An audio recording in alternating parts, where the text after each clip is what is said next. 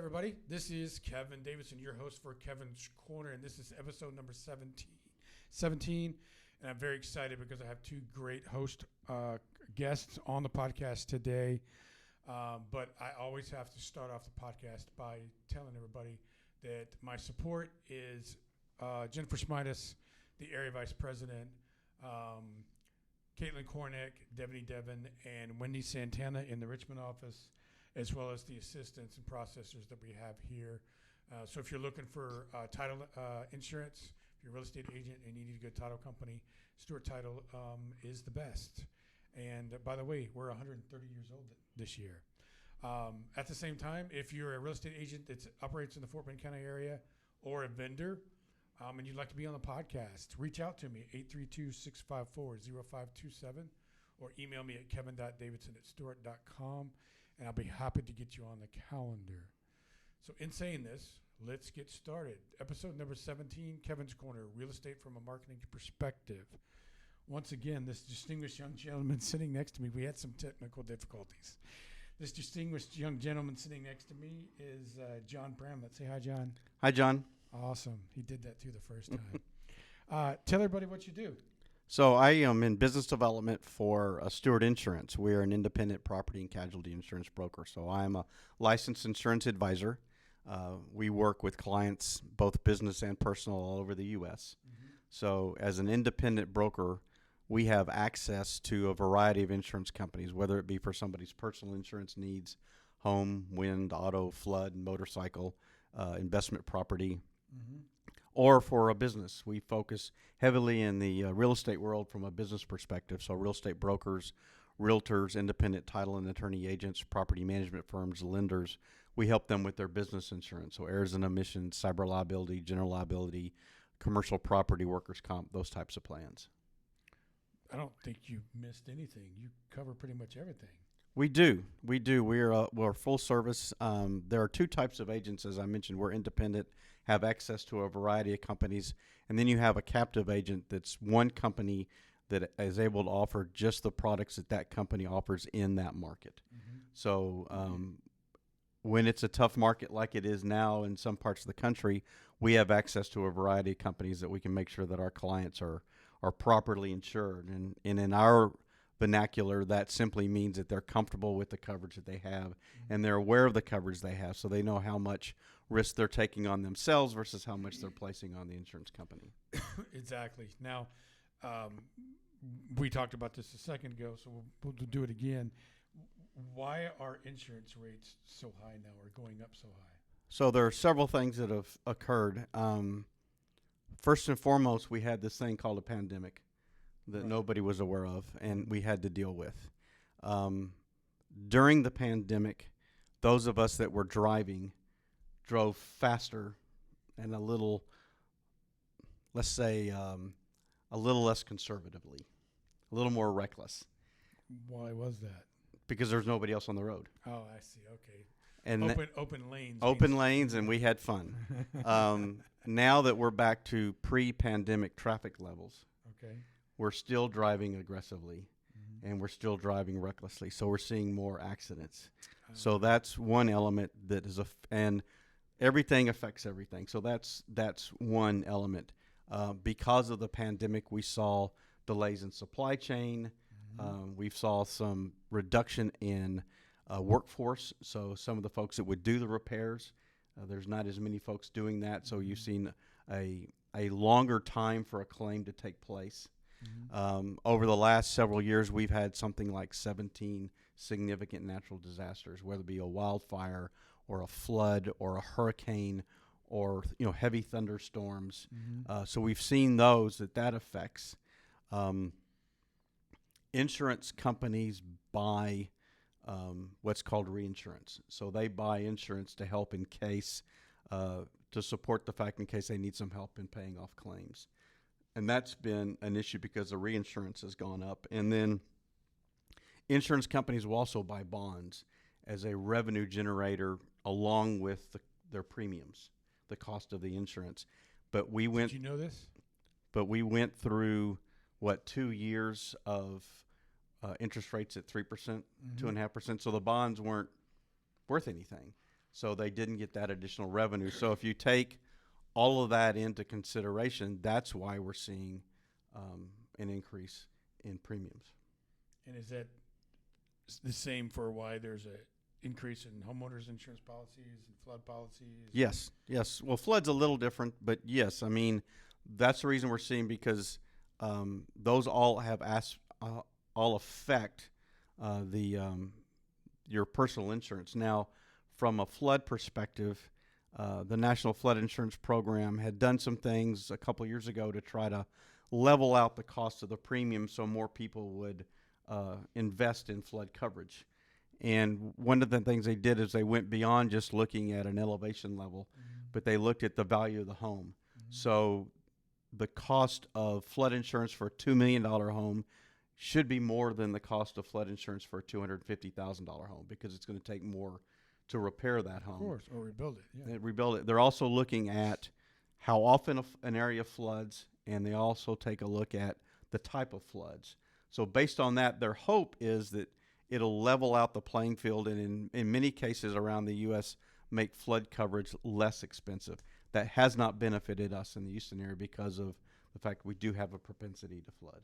I was just going to say, based on what you just said, my flood insurance premium doubled this year. So. Well, because when they did that greater analysis, areas that are more likely to flood are going to pay for it.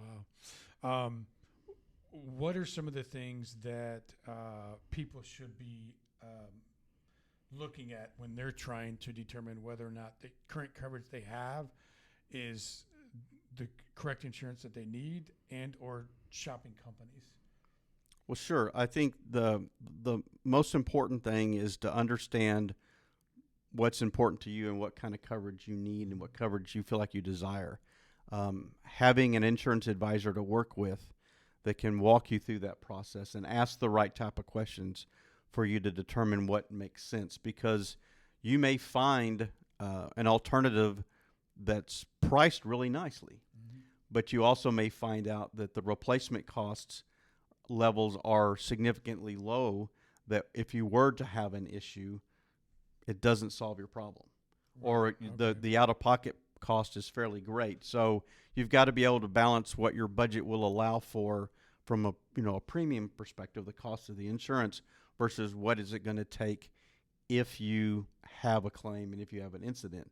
The other thing is to make sure that having that conversation with the insurance advisor, that you understand what coverage you do and don't have. For example, home insurance plans will cover 4 different types of water damage, or potentially cover 4 different types. Not all do, and not all do at the same level. So being able to ask, do I have that coverage, and at what level is important? Is it replacement cost versus actual cash value? So actual cash value, they're going to help replace, but there's going to be depreciation included prior to. Replacement cost is at today's market value. So understanding those types of things can help you make a better decision. So it, again, as I said, our definition of being properly insured is when you walk away, you're comfortable knowing that this is what coverage I have versus the risk that I'm taking on myself versus what I'm placing on the insurance company. So it's not necessarily about the monthly premium that you need to be concerned about. It's what you're getting for what you're paying for. Yes, and it's what you feel like that you need at that point in your life. So it could be a situation where I can only afford bare minimum, or I'm okay with the risk, and I'm comfortable with the risk, so I'm okay with maybe a little less coverage. Right. There are some people that are risk averse, and they're more comfortable knowing that if something happens, they're covered. One of the examples we use in the 2 Sides of the Water class that we teach, talking about flood insurance and home insurance, is an inch of water can do $25,000 worth of damage to a home, and then the average damage for flood damage to a home is something like $43,000. So when you have, at least you have that knowledge, so that when you make a decision about flood coverage, as an example, you can make the determination, I'm willing to take that risk, or I would be devastated if I had to come up with $43,000 to repair my home, so maybe it is worth having flood insurance. Now, you mentioned that flood insurance premiums and costs or insurance costs are looked at based on their level as well as their flood level as well as the value of the home. Do insurance companies take into consideration costs for materials? Sure. Well? I mean, that's part of what they're going to take a look at is when they're evaluating what it would take to replace a home. Because I mean, during and after COVID, a sheet of plywood was $350. So yeah, they're going to take that. They're going to take that into consideration because they're going to have an idea of what it would take to bring back a $2 million home to where it was prior to the flood. Where do you see the insurance industry, and you can pick any aspect or be broad about it, where do you see the insurance industry going in the next 3 to 5 years? I mean, are rates, and I mean no disrespect, but in some instances, if insurance rates, and we're not talking about taxes on this podcast, but if interest rates and taxes continue to go up, they're gonna price us out of our houses. I mean, we're not gonna be able to. I mean, my mortgage is $1,000 a month, and only $200 of it goes towards principal. The rest of it's insurance and taxes. At what point does somebody say, "Yeah, we're done. We can't raise them anymore"? Well, first thing I would say is that remember we're not an insurance company. Right. We're a broker and we represent. That being said, from a commercial perspective, we're seeing insurance companies expecting their clients, our clients, to be partners. Mm-hmm. That there are some expectations that they have that you do some things to minimize those risks. In some instances, before they'll even considering writing coverage. Mm-hmm. So do you use multifaceted authentication? Do you have training manuals? Is your staff up to date with their CEs?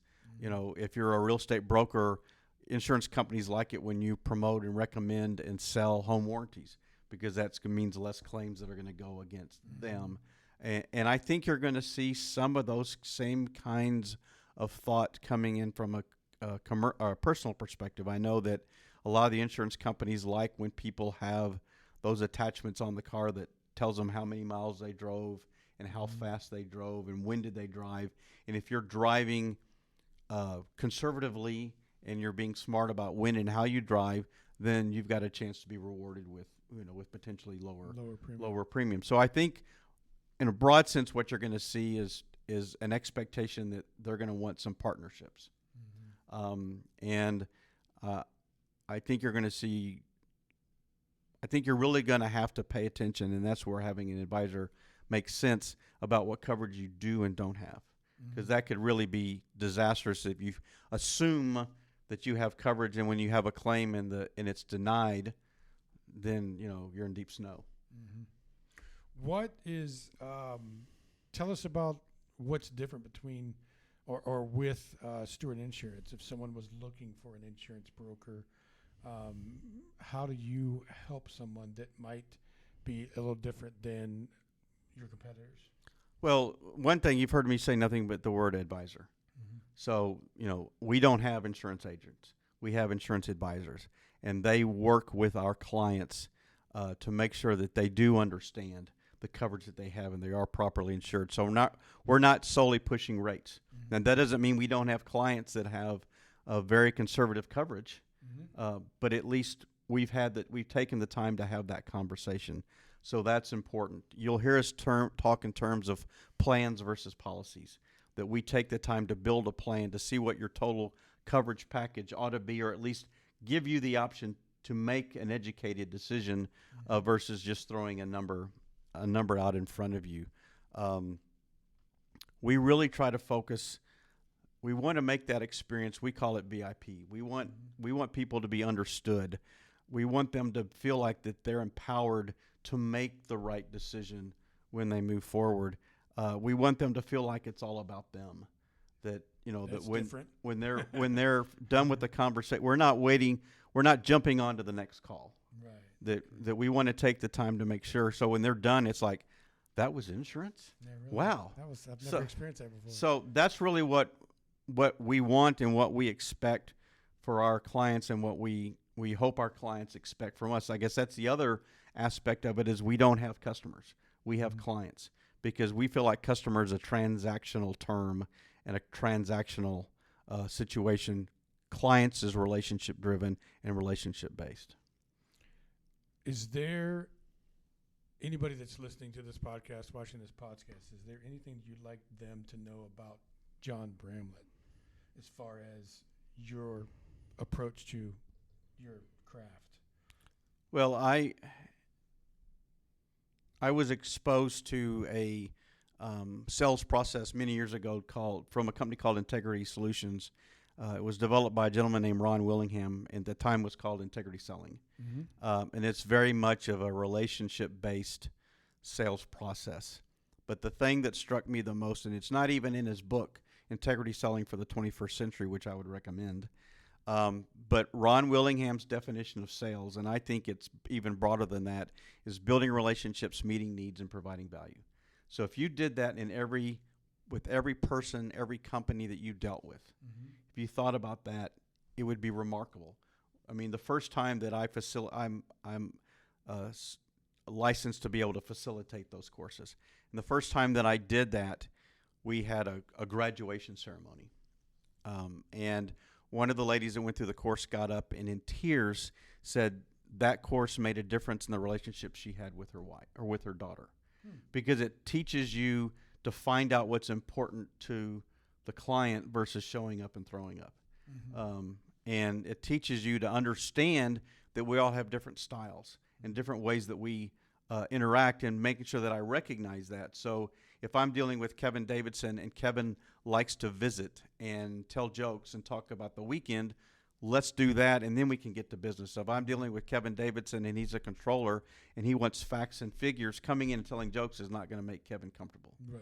So understanding that. It's like the difference between working with a traditional buyer-seller or a real estate investor. Yes, exactly. So that idea of building relationships, meeting needs, and providing value, I hope that my clients see that and the folks that I deal with see that. We're big believers in giving first.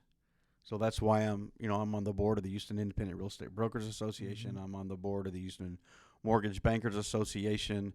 I teach classes through HAR. I'm on the education committee of the Houston Black Real Estate Association. So I'm out giving back to the community. And I guess the last thing that also kind of came from Integrity Solutions is I believe everybody's a salesperson.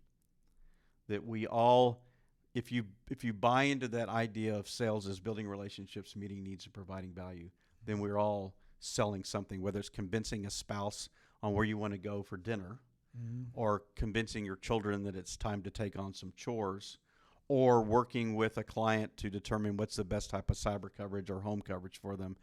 We're all salespeople at some level. Right. You mentioned CE classes through HAR, so you do offer continuing education for the real estate agents in the Houston area. Actually, state of Texas. So real estate agents and brokers for the state of Texas, yes. Yeah.